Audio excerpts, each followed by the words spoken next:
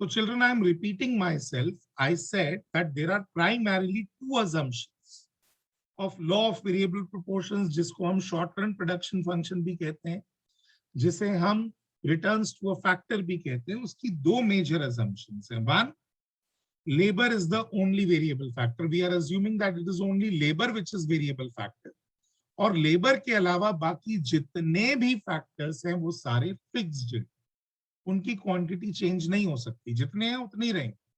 Building, land, machinery, capital, all are fixed. It is only the labour that is changing. And second assumption which we are taking is that we are assuming that all the units of labor employed by the firm, by the producer are homogeneous.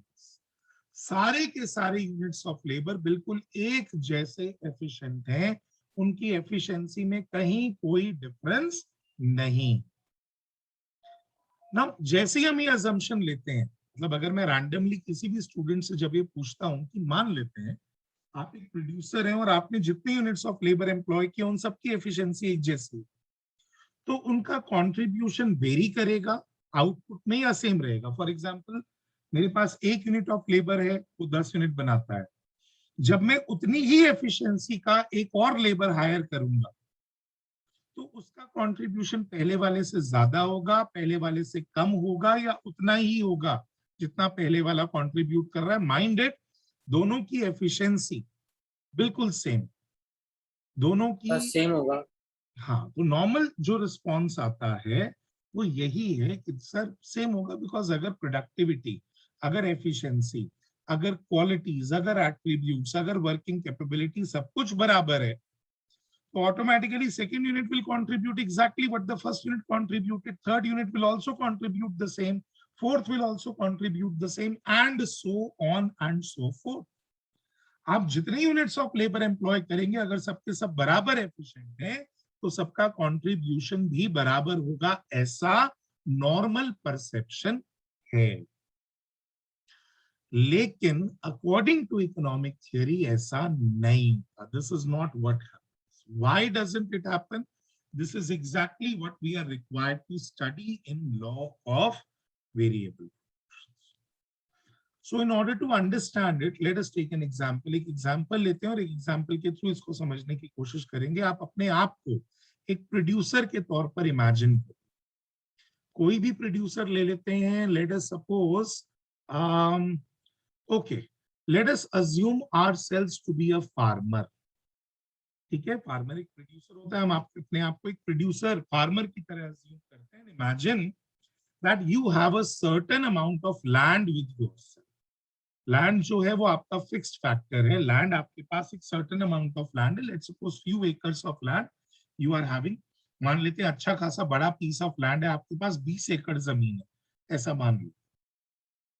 ठीक है, अब आप उसके ऊपर production कर रहे हैं, आप अकेले काम कर रहे हैं उसके ऊपर. You alone are working on that piece of land, and because you alone are working on that piece of land, so all tasks related to farming are required to be done by you only. अब क्योंकि सारा काम आप ही को करना पड़ता है, आप उस पूरे लैंड को तरीके से मैनेज नहीं कर पाते, आप उस लैंड को प्रॉपरली यूटिलाइज नहीं कर पाते, and as a result output turns out to be little low. मान लेते हैं जब आप अकेले काम कर रहे थे तो output was let's say some 10 units मान लेते हैं. अब आपने अपनी ही एफिशिएंसी जितना एक और लेबर हायर कर दिया. बिल्कुल आपके जितना एफिशिएंट है, एफिशिएंसी में कहीं कोई डिफरेंस नहीं है. लेकिन क्या होगा? The land will now get utilised in a better manner. आप दोनों आपस में काम बांट लेंगे. कुछ काम आप करेंगे, कुछ काम the other person would do, and because you will divide the work. जब आप काम बांट लेते हैं तो व्हाट हैपेंस? एफिशिएंसी बढ़ जाती है. आपको मालूम है ये, when you divide the work, your efficiency rises. Why? You become specialized. मान लीजिए पहले 10 काम थे, 10 के 10 आपको करने पड़ते थे. अब 5 आप कर रहे हैं, 5 दूसरा कर रहा है. So you become specialized in doing those 5 activities. और जब आप स्पेशलाइज हो जाते हैं तो ऑटोमेटिकली योर एफिशिएंसी और productivity goes up. So as a result जब आप अपने साथ एक दूसरा लेबर हायर करेंगे, हालांकि उसकी एफिशिएंसी आप ही के जितनी है, एफिशिएंसी में डिफरेंस नहीं है, लेकिन क्योंकि प्रोपोर्शन बदल गया, now on the same piece of land two people are working, as a result the work gets divided, the land gets utilized in a better manner, and there is a better coordination between you two, and as a result of that efficiency rises. Not only that the output increases, but the output increases at an increasing rate. Mind my words, children, what I'm saying न केवल output बढ़ रहा है बल्कि वो increasing rate से बढ़ रहा है. What do I mean when I say that output is increasing at an increasing rate? इसका मतलब क्या है? इसका मतलब ये है that आपका आउटपुट, मान लीजिए जब आप अकेले काम कर रहे थे तो 10 यूनिट्स प्रोड्यूस हो रहे थे. अब आपने वर्कर्स डबल किए हैं, 1 to 2, है ना, लेकिन आपका आउटपुट डबल से ज्यादा हो जाएगा. Your output will increase and it will increase at an increasing rate, which will mean that percentage increase in output will be more than percentage increase in the variable input. जितने rate से आप labour बढ़ा रहे हैं, labour आप double कर रहे हैं नहीं, 100% बढ़ा रहे हैं, जिस रेट से आपका लेबर बढ़ रहा है उससे ज्यादा रेट से आपका आउटपुट बढ़ेगा. क्यों?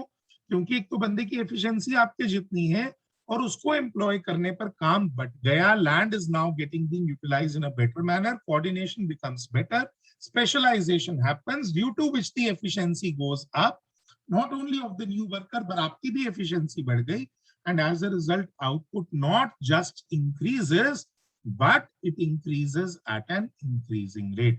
Children, have you been able to comprehend this or not? समझ में आया या नहीं आया? Yes sir. Are you sure सबको समझ में आ रहा है या नहीं? Yes sir. Yes sir. Okay.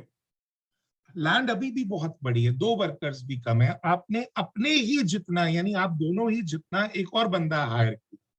You hired 1 more person, the work further gets divided, काम और बढ़ गया, फर्दर स्पेशलाइजेशन हैपेंस, और ज्यादा स्पेशलाइजेशन हो गई और एफिशिएंसी बढ़ गई, and output again increases eight an increasing.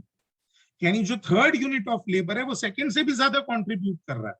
मान लीजिए जब आप अकेले काम कर रहे थे तो आपका कंट्रीब्यूशन था 10 यूनिट्स. जब आपने दूसरा वर्कर हायर किया तो आपका टोटल आउटपुट बढ़कर हो गया, मान लेते हैं 25 यूनिट्स. अकेले बंदे का आउटपुट कितना था? 10. 2 का आउटपुट कितना है? 25. इसका मतलब दूसरे का कंट्रीब्यूशन कितना है? What is the contribution of the second unit of labour? 15. 15 बच्चे, 15. 12.5 is the average. Who said 12.5? Somebody said 12.5. Yes sir. किसने कहा था? Aarav. Aarav, 12.5 will be the average बच्चे. मैं एवरेज की बात नहीं कर रहा, मैं पूछ रहा हूं कि दूसरे यूनिट को हायर करने से आपके आउटपुट में कितना चेंज है, सेकंड का कंट्रीब्यूशन कितना है? अच्छा सर, वो सेकंड लेबर जो, अच्छा उसे हम अलग पर्सनालिटी कंसीडर कर रहे हैं. एब्सोल्युटली. सो जब तक आप अकेले थे तब तक 10 यूनिट था, दूसरा हायर करते ही आउटपुट 25 हो गया, तो सेकंड का कंट्रीब्यूशन कितना हुआ? 15, which is more than the first. जब आप third unit of labour hire करते हैं तो अगेन काम फर्दर बढ़ गया, further specialisation happens, and let us suppose the output goes up to 45. Are you people noting it down? Note कर रहे हैं पहले यूनिट का कंट्रीब्यूशन कितना है? जब पहला एक ही यूनिट था तब टोटल आउटपुट कितना था? 10 units. 10. जब 2 यूनिट्स आपने लेबर के हायर किए तो टोटल आउटपुट बढ़कर कितना हो गया? Total output 25 units. 25. इसका मतलब सेकंड का कंट्रीब्यूशन कितना है? 15 units. 15. जब आपने third unit of labour hire किया तो again your total output goes up to 45. इसका मतलब थर्ड यूनिट का कंट्रीब्यूशन कितना है? 20 units. So what you are seeing, तीनों वर्कर्स की एफिशिएंसी बिल्कुल एक जैसी है. वर्कर्स की एफिशिएंसी में कहीं कोई डिफरेंस नहीं है, लेकिन उसके बावजूद व्हाट इज हैपनिंग, हर किसी का कंट्रीब्यूशन दूसरे वाले से अलग है. पहले का कंट्रीब्यूशन सिर्फ 10 है, दूसरे का कंट्रीब्यूशन 15, तीसरे का कंट्रीब्यूशन 20. ऐसा क्यों है? बिकॉज फिक्स्ड और वेरिएबल फैक्टर के बीच का जो प्रोपोर्शन है ना, जो रेशियो है वो बदल रहा है. पहले लैंड बहुत ज्यादा था, लेबर एक सिंगल था, लेबर लैंड मैनेज नहीं कर पाता था। आप उसके ऊपर लेबर की क्वांटिटी बढ़ा रहे हैं, प्रोपोर्शन बदल रहा है, the land is getting being utilised in a better manner, पहले के मुकाबले लैंड बेहतर तरीके से इस्तेमाल हो पा रही है, and as a result of that what happens, output not just increases but it increases at an increasing rate. That means every additional unit of labor is contributing more than what the previous one was contributing. पर क्या आपको लगता है कि ऐसा होता जाएगा, आप लेबर हायर करते जाएं, output will keep on increasing at an increasing rate, हमेशा ऐसा ही होगा? Will it always happen that you keep on hiring more and more units of labor and output will keep on increasing at an increasing rate? No, sir. No, sir. Why not? Why not? Sir her worker की efficiency अलग होती है। अरे भाई, फिर वही बात आप करते Sir, हो। मैं मान land रहा हूं भी ना fixed सबकी है। एफिशिएंसी एक जैसी है। I am assuming that all the units of labor are equally efficient.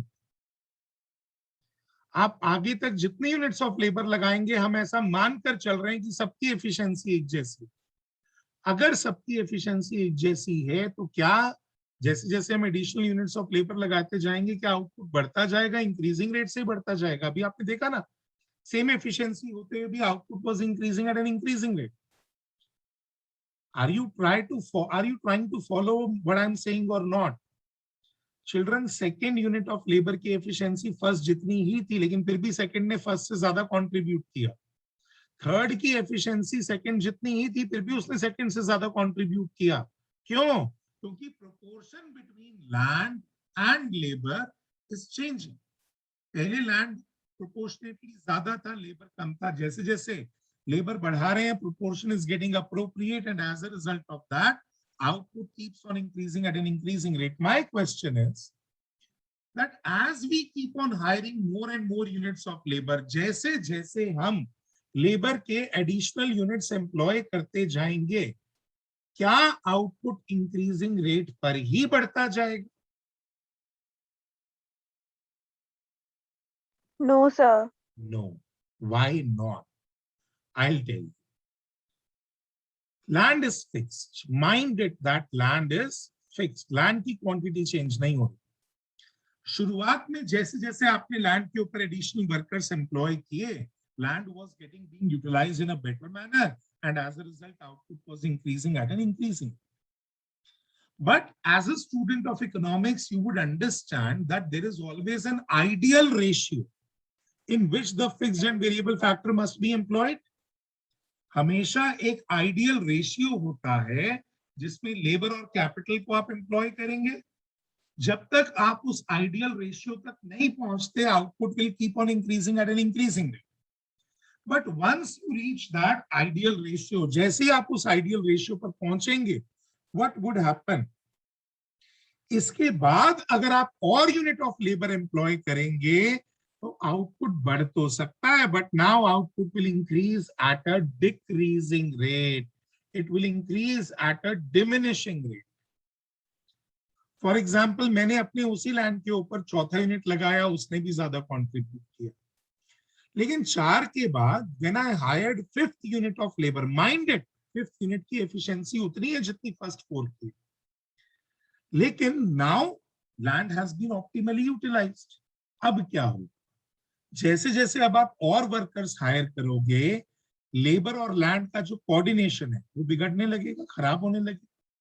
Her labour को बहुत कम क्वांटिटी मिलेगी लैंड की काम करने के लिए, and as a result output बढ़ेगा तो सही, but now the output will increase at a diminishing rate, which will mean that now additional units of labor will contribute less than what the previous ones were contributing. समझ रहे हो बात? पहले क्या था? हर एडिशनल यूनिट पिछले वाले के मुकाबले ज्यादा कंट्रीब्यूट कर रहा था। एक सर्टेन एक्सटेंट के बाद you will find that additional unit of labour contribute तो कर रही है, लेकिन पिछले वाले यूनिट के मुकाबले कम कंट्रीब्यूट कर रही है। और उसका कारण क्या है? बहुत सीधा साधा कारण, land is now being over utilised, land is fixed. उसके ऊपर आप लेबर की क्वांटिटी बढ़ाते जाओगे So land cannot produce unlimited output. Are you getting that? So output may increase, but now it will be increasing at a diminishing. एक और बात, ऐसा भी नहीं होगा कि आप लेबर बढ़ाते जाएं तो डिमिनिशिंग रेट से आउटपुट बढ़ता जाएगा. नो, एक लेवल ऐसा आएगा जब आप addition rate of labour hire करेंगे, फिर भी आउटपुट उतने का उतना. लैंड की तो कैपेसिटी है ना. ऐसा थोड़ी है कि मैं लेबर हायर करता जाऊंगा लैंड के ऊपर, सेम लैंड के ऊपर, तो आउटपुट बढ़ता ही जाएगा. No, a point, a level will come when you are hiring more labor and still your output is remaining the same. आपके आउटपुट में कोई चेंज नहीं आ रहा. Are you getting that? Output becomes constant. आप labour higher कर रहे हो और output is still the same, यानी एडिशन यूनिट ऑफ लेबर कुछ कंट्रीब्यूट कर ही नहीं रही. आपने अपनी जूनियर क्लासेस में कंसेप्ट पढ़ा होगा, डिस्गाइज्ड अनएम्प्लॉयमेंट. याद है? Disguised unemployment. यस सर, उसमें क्या होता है कि मतलब जितना लैंड, एग्रीकल्चर के हिसाब से एग्जांपल दे रहा हूँ सर, कि जितना लैंड होता है ना, उससे ज्यादा लोग उधर काम कर रहे होते हैं, तो वो अनएम्प्लॉयमेंट ऐसे जो होती है लेकिन दिखती नहीं है. हाँ, तो यहाँ पर भी एक्चुअली देखा जाए तो डिस्गाइज्ड अनएम्प्लॉयमेंट का मतलब यही होता है कि वर्कर का मार्जिनल प्रोडक्ट जीरो है. मार्जिनल प्रोडक्ट जीरो का मतलब काम कर, दिख तो रहा है कि वो काम करने जा रहा है, लेकिन उसका कोई कंट्रीब्यूशन नहीं है. टोटल आउटपुट कांस्टेंट का कांस्टेंट है, उसको एम्प्लॉय करो या विड्रॉ कर लो, कोई फर्क नहीं पड़ेगा, output would remain the same. और अगर हम उसके बाद भी और यूनिट्स ऑफ लेबर हायर करते जाएंगे तो क्या होगा? Overcrowding, conflicts, management problems, land manage करने में दिक्कत आएगी, वर्कर्स में आपस में कन्फ्लिक्ट हो जाएंगे, ओवरक्राउडिंग, लैंड भर गया वर्कर से, आउटपुट कांस्टेंट रहने की बजाय कम होना शुरू हो जाता है. Output starts falling. अब इस पूरे एग्जाम्पल में जो कॉमन बात है वो ये कि सारे यूनिट्स की एफिशिएंसी, जितने भी यूनिट्स ऑफ लेबर आप एम्प्लॉय कर रहे हैं, सब यूनिट्स ऑफ लेबर की एफिशिएंसी सेम होते हुए भी सबका कंट्रीब्यूशन अलग अलग है. शुरुआत में जब हमने यूनिट्स ऑफ लेबर हायर किए, in beginning when we employed additional units of labor, what happened? Output was not just increasing, but it was increasing at an increasing rate. और ऐसा क्यों हो रहा था? क्योंकि land was being utilized more optimally, the work was being divided, specialization was happening. But ऐसा एक certain extent तक ही होगा. एक certain extent के बाद जब हम और units of labor hire करेंगे तो output बढ़ तो रहा है, but now it will be increasing at a diminishing. उसके बाद भी अगर हम और यूनिट्स ऑफ लेबर हायर करेंगे तो output will become constant. It will reach its maximum, it will become constant. और उसके बाद भी अगर हम लेबर एम्प्लॉय करते जाएं तो output will start falling, output will start declining. Children, is that clear? Yes, sir. Okay. So less than 1 minute is left in this meeting. I'm ending this meeting and I'll immediately restart. Now I'll be using the board and we'll be showing it with the help of some example, numerical example. Am I clear? So Yes, sir. I'm ending the meeting and join immediately as soon as the meeting ends. Rejoin. Okay, sir.